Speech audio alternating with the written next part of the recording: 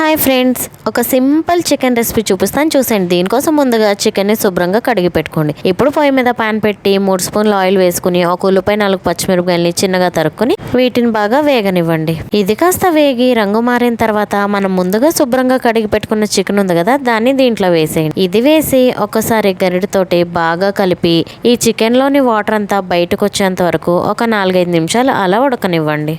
ఓ 4 నిమిషాల తర్వాత చికెన్ ఇప్పుడు నేను చూపిస్తున్న విధంగా రెడీ అవుతుంది. ఇప్పుడు దీంట్లో మనం అల్లం వెల్లుల్లి పేస్ట్ వేసుకోవాలి. ఏది అల్లం వెల్లుల్లి పేస్ట్ కాదు, నిజానికి మా ఇంట్లో మిక్సీ జార్ చెడిపోయింది. నాకు ఏం చేయాలో అర్థం కాల. మా ఆయనేమో చికెన్ తీసుకొచ్చాడు. అప్పుడు నేను తెలివిగా ఆలోచించి మొన్న బయటకు వెళ్ళినప్పుడు గ్రేటర్ కొనుక్కొచ్చాను కదా, దాంతో ఇలా అల్లం వెల్లుల్లి పేస్ట్ రెడీ చేసుకున్నాను. ఇప్పుడు ఈ మగ్గిన చికెన్ లో కాస్త పసుపు, రుచికి తగ్గట్టు ఉప్పు వేసుకుని ఒకసారి బాగా కలపండి. ఇలా కలుపుకున్న దీంట్లోనే మనం ముందుగా రెడీ చేసుకున్న ఈ అల్లం వెల్లుల్లి ముద్దను కూడా వేసి బాగా కలపండి. ఇది కాస్త పచ్చివాసన పోయేంత వరకు బాగా వేయించండి. ఇప్పుడు దీంట్లో 1 స్పూనున్నర కారం కూడా వేసి మరొకసారి బాగా కలపండి. దీనికి ఇప్పుడు మూత పెట్టి ఒక 4-5 నిమిషాలు మీడియం ఫ్లేమ్ లో మగ్గనివ్వండి. ఇలా మగ్గిన చికెన్ ని ఒకసారి మూత తీసుకుని 1 స్పూన్ మసాలా పొడి, 1/2 స్పూన్ మిరియాల పొడి కూడా వేసి బాగా కలిపి మధ్య మధ్యలో కలుపుతూ వేయిస్తూ ఉండండి. ఇది వేగడానికి 10 నిమిషాలు టైం పడుతుంది.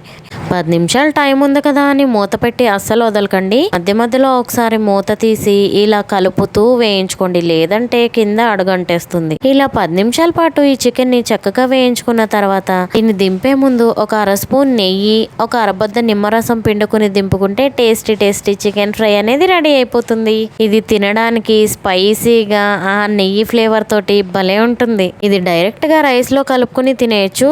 అలా కాదు అనుకుంటే రసంలోనో పప్పుచారు సాంబార్లోనో నంచుకున్నా కూడా ఇంకా బాగుంటుంది. చికెన్ ఫ్రై అయితే రెడీ అయిపోయింది. ఇప్పుడు చక్కగా పళ్ళెంలో వేడన్నం పెట్టుకుని ఈ ఫ్రై వేసుకుని కలుపుకొని తింటే ఉంటది చూడండి. ఉండదండి, ఎందుకంటే మనం తినేస్తాం కదా.